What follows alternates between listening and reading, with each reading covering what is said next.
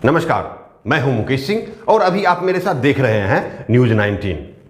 आपके शहर में हो या आपके जिले में हो, जब भी कोई अधिकारी पदभार ग्रहण करता है तो समझिए कि वो अधिकारी आपके शहर में या आपके जिले में ज़्यादा से ज़्यादा 3 साल ही रहेंगे और फिर उसके बाद वो अधिकारी वहाँ से चले जाएंगे, यानी उनका ट्रांसफ़र हो जाएगा। और ट्रांसफ़र के बाद उस अधिकारी को आपके शहर से और आपके जिले से कोई दिलचस्पी नहीं रहेगी, लेकिन आप उसी शहर में रहेंगे, आप उसी जिले में रहेंगे और उसी स्थान पर अपना कारोबार करते रहेंगे जहां आप वर्षों से रह रहे हैं। आपके शहर में या आपके जिले में प्रभार लेने वाले अधिकारी को न तो आपके भविष्य से मतलब है और न ही आपके भूत से मतलब है। उस अधिकारी को सिर्फ और सिर्फ आपके वर्तमान से मतलब है और वर्तमान में भी आने वाली उन योजनाओं से मतलब है जिससे वो पीसी वसूल सके और पीसी का कुछ हिस्सा उच्चाधिकारियों तक पहुंचाकर अपना प्रोन्नति यानी प्रमोशन ले सके। सिर्फ इतने से मतलब है उन अधिकारियों को। इसलिए आज मैं ये रिपोर्ट खासकर उन समाज सेवियों और उन राजनीतिक कार्यकर्ताओं के लिए तैयार किया है जो अपने शहर और अपने जिले में नव पदस्थापित अधिकारियों को बुके भेंट करने पहुंच जाते हैं और एक फोटो खिंचवाकर सोशल साइट पर अपलोड भी कर देते हैं।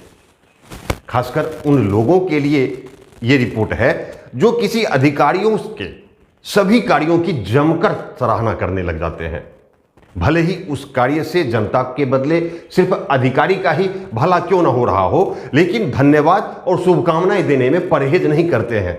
ये उन्हीं के लिए रिपोर्ट है और ये रिपोर्ट पूर्णिया जिले के उन सभी आधुनिक जनप्रतिनिधियों के लिए भी है जो शासन सत्ता में रहते हुए अधिकारी के किसी भी कार्य पर अपनी आंख, कान और जुबान तीनों बंद रखते हैं। आज मैं ऐसा क्यों कह रहा हूं, तो आपको यह जानने के लिए मेरे साथ इस वीडियो के अंत तक बने रहना होगा। आज मैं आपको दिखाऊंगा कि पूर्णिया के डीएम राहुल कुमार किस तरीके से आंकड़ों की बाजीगरी दिखाकर लोगों को लगातार गुमराह कर रहे हैं, कैसे एक जिला पदाधिकारी मुंगेरी लाल के हसीन सपने दिखाकर जनता को भ्रमित कर रहे हैं। आज मैं आपको दिखाऊंगा कि कैसे डीएम राहुल कुमार पूर्णिया को मिला दूसरा स्थान दिलाने की वाहवाही लूट रहे हैं। दरअसल हुआ यूं कि पूर्णिया के डीएम राहुल कुमार ने 2 मई को अपने ट्विटर हैंडल से एक ट्वीट किया और ट्वीट में उन्होंने लिखा कि Purnia secured overall second position among 112 aspirational districts of country in March 2022 delta rating issued by NITI Aayog. I thank my team for working hard continuously in order to improve the service delivery। यानी नीति आयोग ने जिन 112 जिले को आकांक्षी जिलों में शामिल किया है उन सभी जिलों का एक डेल्टा रेटिंग जारी किया, जिसमें पूर्णिया जिले को दूसरा स्थान प्राप्त हुआ है। इसी बात को जिला पदाधिकारी ने खुशी जाहिर करते हुए अपने ट्विटर हैंडल से ट्वीट किया कि पूर्णिया जिला निरंतर प्रगति की ओर अग्रसर है, इसके लिए जिले की समस्त टीम को बधाई देता हूं। फिर दूसरे दिन यानी 3 मार्च को यह खबर सभी अखबारों की सुर्खियां बन गई और डीएम को बधाइयां देने की झड़ी लग गई। दरअसल मोटे मोटे अक्षरों में सभी अखबारों ने अलग अलग हेडलाइन के साथ इस खबर को प्रमुखता दी, लेकिन इस खबर के भीतर कुछ छिपी हुई खबरें हैं जिस पर शायद आपकी नजर नहीं पहुंची होगी। अब मैं उसी छिपी हुई खबरों से आपको रूबरू कराता हूं। दरअसल नीति आयोग ने जिन जिन जिलों को आकांक्षी जिलों में शामिल किया है उन सभी जिलों से जो रिपोर्ट मिलती है उस रिपोर्ट के आधार पर डेल्टा रैंकिंग तैयार किया जाता है। सबसे पहले आप यहां जान लें कि आकांक्षी का मतलब है लालसा रखने वाला, यानी जरूरत पूरा होने की इच्छा भी रखने वाले को आकांक्षी कहते हैं।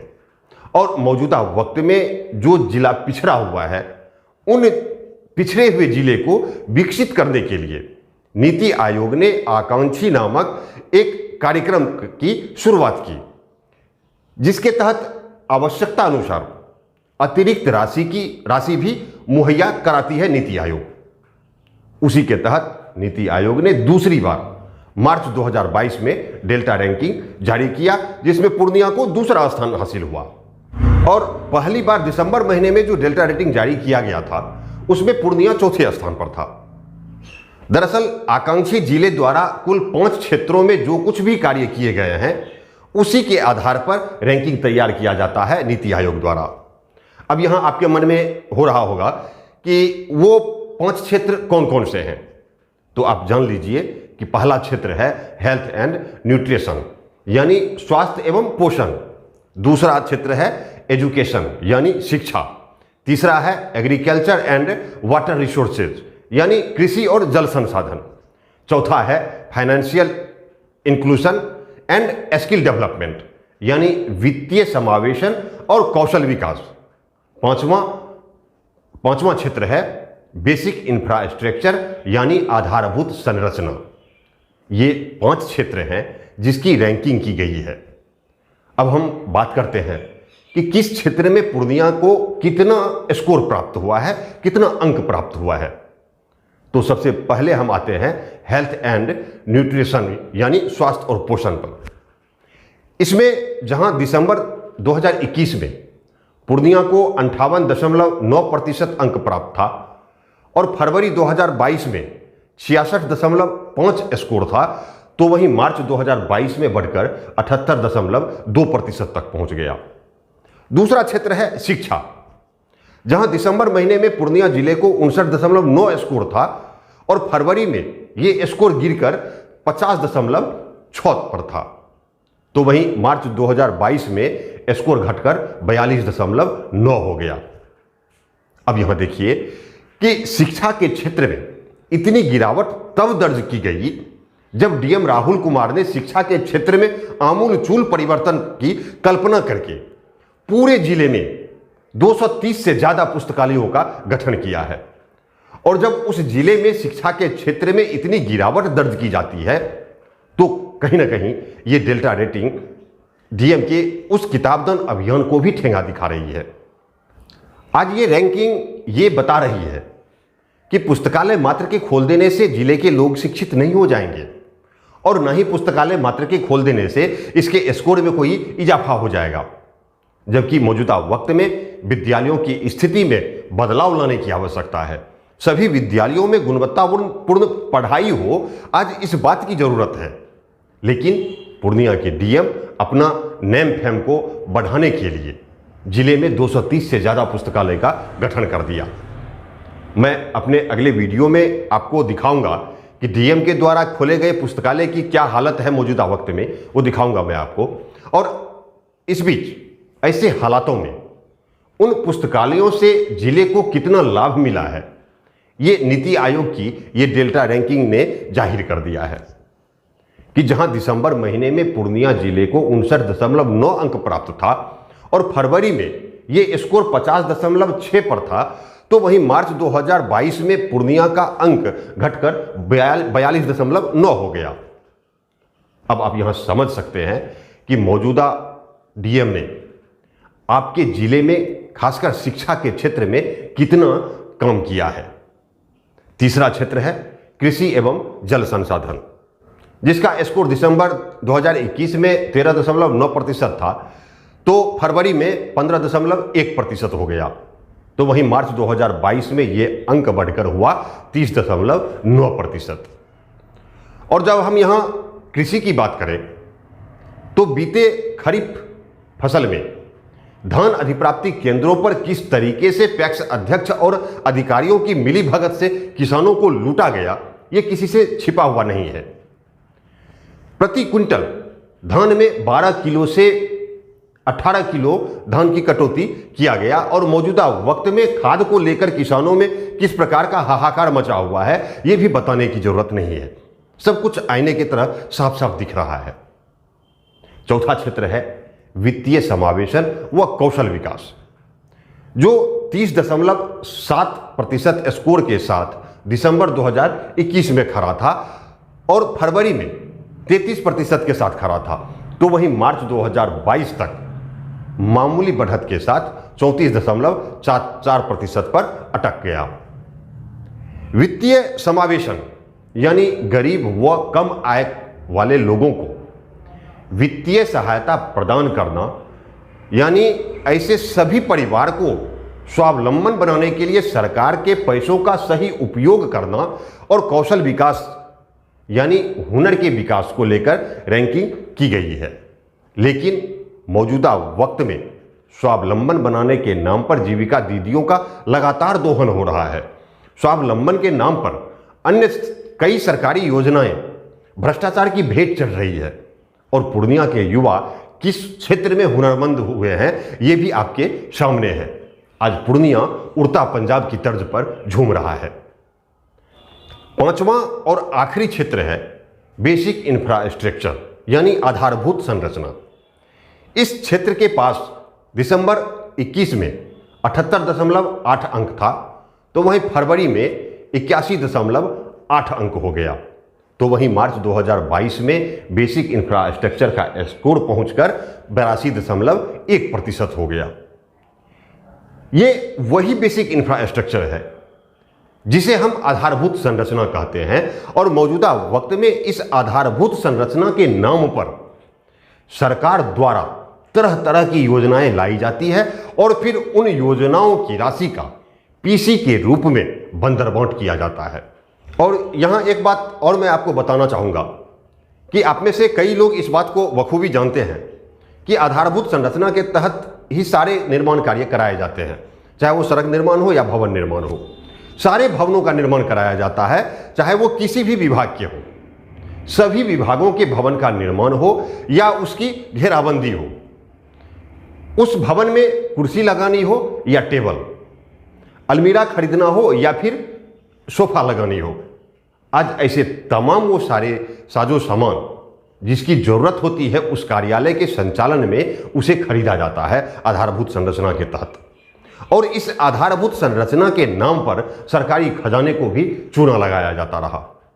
आपको याद होगा वर्ष 2012-13 में जिला परिषद पूर्णिया द्वारा 13वीं वित्त आयोग की राशि से आधारभूत संरचना के नाम पर करोड़ों का बंदरबांट किया गया था। हालांकि उस मामले की जांच में पूर्णिया के तत्कालीन कमिश्नर ब्रजेश मेहरोत्रा ने तत्कालीन डीडीसी जयप्रकाश मंडल को दोषी पाया था और विभागीय कार्रवाई की अनुशंसा भी किया था, और फिर डीडीसी जयप्रकाश मंडल को विभागीय कार्रवाई भी झेलनी पड़ी थी उस मामले में। ये वही आधारभूत संरचना है जिसके नाम पर सरकारी खजानों का चपत लगाया जाता है। और अब जब नीति आयोग ने आधारभूत संरचना को लेकर जो डेल्टा रैंकिंग जारी किया है उसमें पूर्णिया दिसंबर महीने तक 78.8 पर था और मार्च में 82.1 तक पहुंच गया। तो वहीं जब अन्य क्षेत्र के आंकड़े को देखते हैं तो शिक्षा के क्षेत्र में पूर्णिया मार्च 2022 में 42% अंक पर खड़ा रहा। ऐसा क्यों? आखिर आधारभूत संरचनाओं पर इतने कार्य क्यों किया गया? आखिर चरमराती हुई स्वास्थ्य व्यवस्था के बीच पूर्णिया जिला स्वास्थ्य के क्षेत्र में नंबर 1 कैसे हो गया? और इन सब के बीच शिक्षा का रैंकिंग इतना नीचे क्यों छूट गया? ये भी एक बड़ा सवाल है। और ये सवाल तब और डटकर खड़ा हो जाता है जब एक तरफ जिले में 230 से ज़्यादा पुस्तकालय का गठन किया जा चुका है, तो वहीं शिक्षा का स्तर लगातार नीचे गिर रहा है। कुल मिलाकर जब आप 112 आकांक्षी जिलों के जारी डेल्टा रैंकिंग में अपने पूर्णिया जिला को ढूंढेंगे तो हेल्थ एंड न्यूट्रिशन यानी स्वास्थ्य एवं पोषण में पूर्णिया पहले स्थान पर है। शिक्षा के क्षेत्र में पूर्णिया 110वें स्थान पर है। एग्रीकल्चर एंड वाटर रिसोर्सेज यानी कृषि और जल संसाधन में पूर्णिया पहले स्थान पर है। Financial inclusion and skill development में पूर्णिया 25वां स्थान प्राप्त किया है। तो वहीं बेसिक इंफ्रास्ट्रक्चर यानी आधारभूत संरचना में पूर्णिया का स्थान 54वां है। नीति आयोग की इस डेल्टा रैंकिंग को देखकर अब आप समझ चुके होंगे कि आपका पूर्णिया आज कहां खड़ा है और इन सब के बीच पूर्णिया के डीएम किस तरीके से आंकड़ों की बाजीगरी दिखाकर लगातार जनता को गुमराह कर रहे हैं और फिर प्रिंट मीडिया हो या इलेक्ट्रॉनिक मीडिया हो उस पर इस तरीके से प्रचार प्रसार से किसे लाभ हो रहा है ये भी आप समझ चुके होंगे। इसलिए आज जरूरत है कि गलत कार्यों की आलोचना की जाए और अच्छे कार्यों की सराहना की जाए। यदि आप ऐसा नहीं करते हैं तो ऐसे ही 3 वर्ष के लिए पदस्थापित होने वाले अधिकारी हमें गुमराह करके चले जाएंगे और हम लोग तालियां बजाते रह जाएंगे। आपके जिले में अधिकारी रहे या न रहे, लेकिन आप अवश्य रहेंगे। इसलिए अपने जिले और शहर की चिंता स्वयं करें। बहुत बहुत शुक्रिया, बहुत बहुत शुक्रिया। यदि अभी तक आपने न्यूज़ 19 के यूट्यूब चैनल को सब्सक्राइब नहीं किया है तो सब्सक्राइब कर लें और बगल वाले घंटी को टच कर दें ताकि हर छिपी और दबी हुई खबरें आप तक आसानी से पहुंचती रहे।